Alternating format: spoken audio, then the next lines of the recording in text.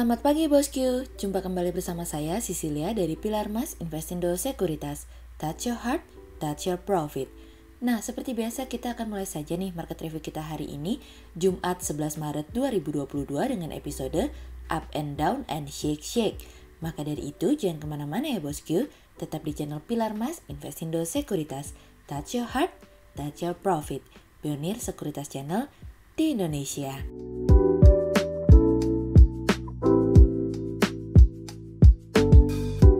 Seperti biasa kita akan mulai dari Global Economics Calendar. Ada berita dari US CPI month on month yang naik dari sebelumnya 0,6% menjadi 0,8%. Sementara year on year naik dari sebelumnya 7,5% menjadi 7,9%. Kemudian ada dari US Initial Jobless Claims yang naik dari sebelumnya 216K menjadi 227K. Kemudian ada dari US Continuing Claims yang naik dari sebelumnya 1469K menjadi 1494K. Kemudian kita beralih ke corporate news. Ada berita dari PT Astra International Tbk atau ASI yang menyiapkan dana belanja modal atau capital expenditure bernilai jumbo sebesar 19 triliun rupiah pada 2022 dari bisnis.com.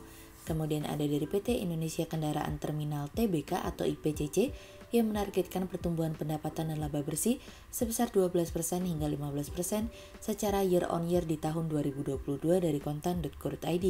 Kemudian ada dari PT Avia Avian Tbk atau Avia yang terus gencar melakukan ekspansi bisnis dengan menambah jaringan distribusi untuk menangkap peluang dan meningkatkan pangsa pasarnya di industri cat tanah air dari kontan.co.id. Kemudian pada perdagangan hari Kamis tanggal 10 Maret 2022, IHSG ditutup menguat 59 poin atau 0,87% menjadi 6.924. Sektor consumer cyclicals, teknologi, healthcare, consumer cyclicals, financials, basic materials, infrastruktur, transportation and logistik bergerak positif dan mendominasi kenaikan IHSG kali ini. Investor asing di seluruh pasar membukukan pembelian bersih sebesar 184 miliar rupiah. Kemudian kita akan mulai market review kita hari ini. Cerita hari ini akan kita awali dari cerita cinta Bank Sentral Eropa. Pada akhirnya pada pertemuan arisan Bank Sentral Eropa yang terjadi kemarin, Bank Sentral Eropa mempercepat untuk menghentikan stimulus moneternya. Hal tersebut memberikan sebuah gambaran baru bahwa Bank Sentral Eropa tampaknya mulai merasakan khawatir mengenai inflasi daripada pertumbuhan ekonomi yang mulai terlihat kembali melemah akibat perang antara Ukraina dan Rusia yang berpotensi mendorong inflasi kembali mengalami kenaikan. Para pejabat Bank Sentral mengatakan bahwa mereka berjanji untuk memulai perlambatan pembelian obligasi pada bulan Mei mendatang dan diharapkan dapat menghentikan stimulus tersebut hingga kuartal 3 2022 mendatang. Bank Sentral Eropa melihat bahwa inflasi berpotensi stabil pada tahun ini dengan target 2% secara jangka menengah. Lagarde pun tidak menutup mata bahwa perang yang terjadi saat ini telah mendorong inflasi mengalami kenaikan yang diakibatkan oleh adanya kenaikan harga energi. Sikap dari Bank Sentral telah mendorong spekulasi kembali bekerja nih bosku. Dengan tingkat potensi kenaikan tingkat suku bunga akan terjadi pada bulan Oktober mendatang. Kami melihat Bank Sentral Eropa berpotensi menaikkan tingkat suku bunga sebanyak 1 kali pada tahun ini dan akan terjadi pada kuartal 4 2022 dan akan naik 1 kali lagi pada kuartal 1 2023 mendatang apabila kinerja perekonomian sesuai dengan ekspektasi kami. Setiap program pembelian obligasi berakhir, maka ada kemungkinan tingkat suku bunga akan dinaikkan secara bertahap. Padahal kalau kita lihat sebelum Rusia menginvasi Ukraina, Lagarde mengatakan bahwa program pembelian obligasi akan tetap dihentikan, namun kenaikan tingkat suku bunga mungkin tidak akan terjadi dalam waktu dekat. Namun melihat inflasi di Eropa yang mengalami kenaikan hingga di atas 5%, tentu hal ini mendorong probabilitas kenaikan bagi tingkat suku bunga. Prospek inflasi yang diperkirakan oleh Bank Sentral Eropa telah naik untuk tahun ini dari sebelumnya 3,2% menjadi 5,1% dan akan kembali mengalami penurunan pada tahun 2024 menjadi 1,9%. Bank Sentral Eropa juga memangkas tingkat pertumbuhannya pada tahun ini, namun masih dalam rentang yang positif. Pengurangan stimulus akan dimulai pada bulan Mei mendatang, di mana Bank Sentral Eropa akan memperlambat pembelian obligasinya menjadi 30 miliar euro atau 33 miliar dolar dan akan dilanjutkan pada bulan Juni dengan nilai sebesar 20 miliar euro. Lagarde sendiri melihat tindakan yang dilakukan oleh Bank Sentral bukan lagi hanya sekedar pengetatan, melainkan lebih kepada normalisasi. Hari ini atau nanti, cepat atau lambat, Bank Sentral Eropa tetap harus membuat keputusan yang dimana harus mengantisipasi inflasi dan potensi pertumbuhan ekonomi di masa yang akan datang. Kemudian cerita selanjutnya datang dari inflasi kian seksi. Di tengah situasi dan kondisi pertemuan The Fed pada pekan depan, inflasi Amerika keluar dengan data yang mengejutkan. Di atas konsensus yang dimana lagi-lagi mengalami kenaikan dari sebelumnya 7,5% menjadi 7,9%. Inflasi ini merupakan level tertinggi sejak 40 tahun terakhir, yang dimana kenaikan inflasi tersebut didominasi oleh kenaikan biaya bensin, makanan, dan properti.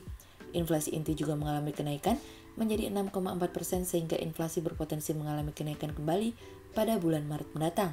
Dalam situasi dan kondisi seperti sekarang ini, The Fed telah memegang kartu 25 BPS di tangan, namun dengan inflasi di luar kendali, ada kemungkinan The Fed akan menaikkan tingkat suku bunga hingga 50 BPS. Namun tentu Powell akan jauh lebih hati-hati nih bosku. Pasalnya ketidakpastian global pun mengalami kenaikan sehingga tentu Powell akan lebih baik berhitung seberapa besar The Fed harus menaikkan tingkat suku bunga agar tidak mengganggu prospek pemulihan ekonomi di tengah situasi dan kondisi inflasi hilang kendali dan invasi masih terus terjadi.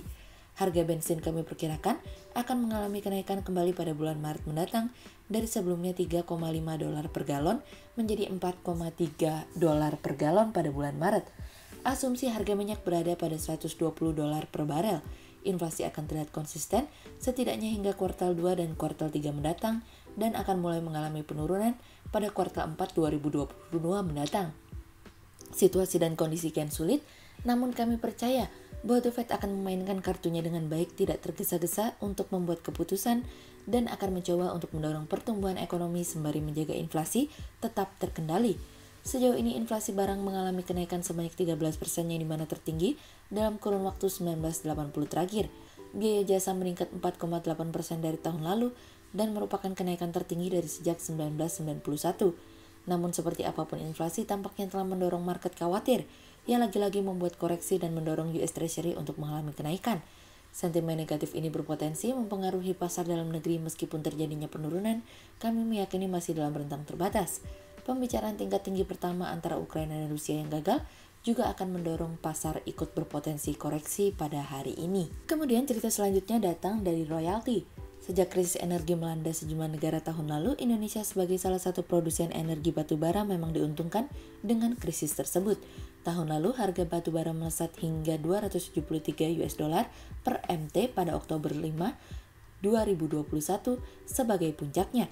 Para produsen berusaha memanfaatkan momentum untuk menggenjot penjualan dan produksinya yang berujung pada panen keuntungan dan perbaikan neraca keuangan perusahaan tambang batubara.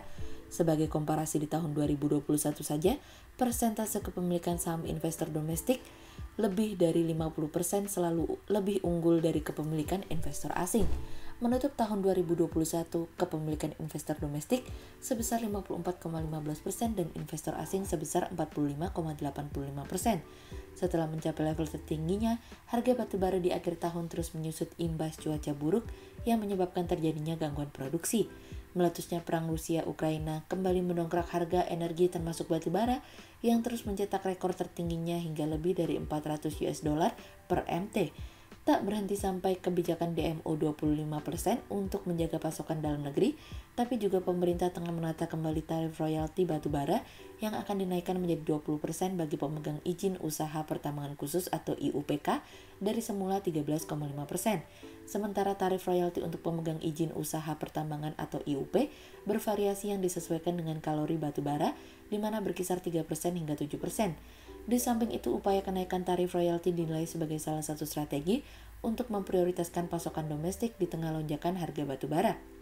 Meskipun aturan DMO telah diterapkan, namun kewajiban tersebut sempat abai yang menyebabkan pemerintah mencabut izin ekspor batubara pada Januari lalu.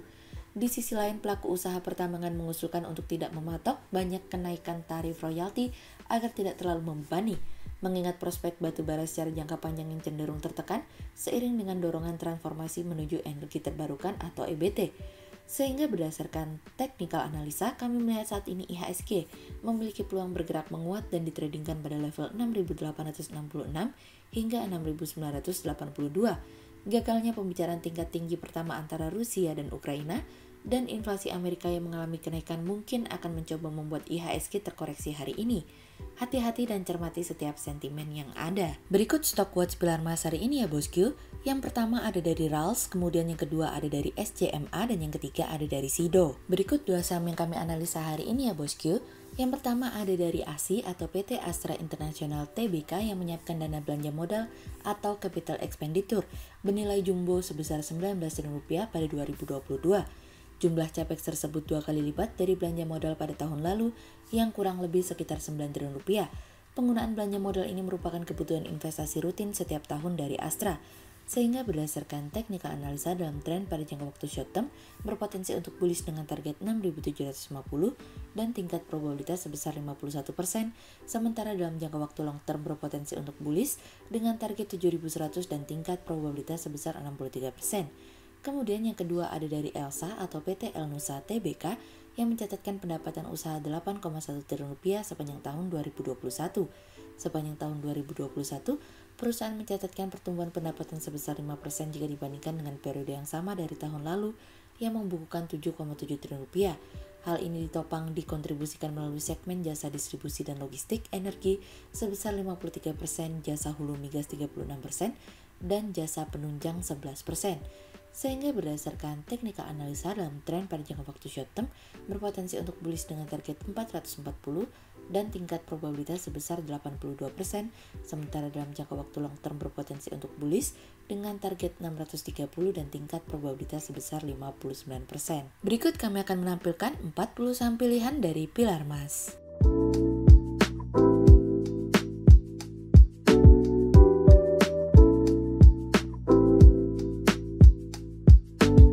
Sekian untuk review market kita kali ini ya bosku. Untuk info lebih lengkapnya bosku bisa download PDF dengan klik link di bawah video ini atau bisa juga langsung akses ke website kami di www.pilarmas-investindo.co.id. Dan jangan lupa untuk selalu jaga kesehatan buat para bosku ya. Kita akan bertemu lagi besok pagi untuk market review yang berikutnya. Jadi jangan lupa like, subscribe, dan tonton terus channel Pilar Mas Investindo Sekuritas.